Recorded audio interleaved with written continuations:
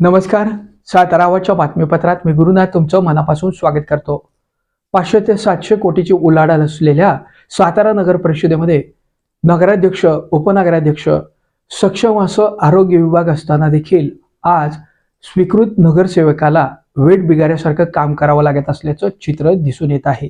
सातारा नगर परिषदेच्या आरोग्य विभागाच्या माध्यमातून संत गाडगेबाबा महाराज यांच्या जयंतीच्या निमित्तानं सर्व नगरसेवकांना घेऊन राजवाडा येथे श्रीफळ वाढवण्यात आलं.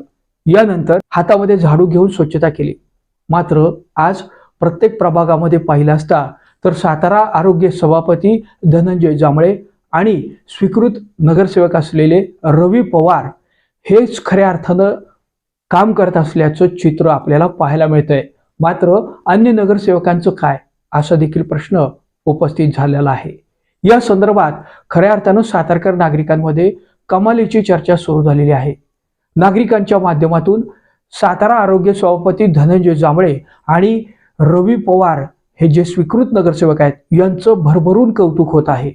या दोघांच्याही माध्यमातून सातारा नगर परिषदेच्या आणि एकूणच शहराच्या अनुषंगानं स्वच्छतेच्या संदर्भात उचललेलं पाऊल हे निश्चितच कौतुकास्पद आहे. मात्र या अनुषंगानं इतके मोठ्या संख्येनं असलेल्या अन्य नगरसेवकांचं काय, त्यांच्या प्रभागाचं काय असा देखील प्रश्न उपस्थित झालेला आहे. सातारा नगर परिषदेमध्ये सभागृहामध्ये असेल किंवा करत असलेल्या प्रत्येक कामकाजाचं सोबत असलेल्या रील बनवणाऱ्यांकडून वेळोवेळी प्रदर्शन केलं जात असल्याचं देखील सातारकरांच्या चर्चेचा विषय बनला आहे. नुकतंच झालेल्या अर्थसंकल्पाच्या सभेमध्ये माहिती अधिकार कार्यकर्ते सुशांत मोरे यांनी या संदर्भात आक्षेप घेत बाल्कनीमधून तीव्र प्रकारचा आक्षेप नोंदवला होता. चमकोगिरी करू नका असा सज्जड इशारा देखील त्यांनी उपस्थितांना दिला होता. आम्ही कुठं रील बनवतो, आम्ही कुठं आमच्या कामाचं प्रदर्शन करतो असं नगरसेवकांकडून बोलण्यात आलेलं होतं.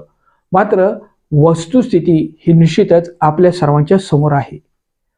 सातारा शहर स्वच्छ सुंदर व्हावं यासाठी फक्त आरोग्य सभापती धनंजय जांभळे आणि रवी पवार यांचीच ती जबाबदारी नसून ती सर्व नगरसेवकांची आहे आणि त्या सर्व नगरसेवकांना मार्गदर्शन करणाऱ्या नगराध्यक्ष आणि उपनगराध्यक्षांची देखील आहे. नगर परिषदेच्या माध्यमातून कंत्राटी तत्वावर असलेले साधारणतः 300 ते 400 कर्मचारी, त्याचबरोबर 280 आरोग्य अधिकृत असलेले कर्मचारी, मोठी कर्मचाऱ्यांची संख्या असताना आज एका नगरसेवकाला वेठ बिगाऱ्यासारखं काम करावं लागतंय ही निश्चितच दुर्दैवी बाब आहे. असं जरी चित्र असलं तरी देखील सातारकरांकडून सोशल मीडियामध्ये या नगरसेवकावर कौतुकाचा वर्षाव होत आहे.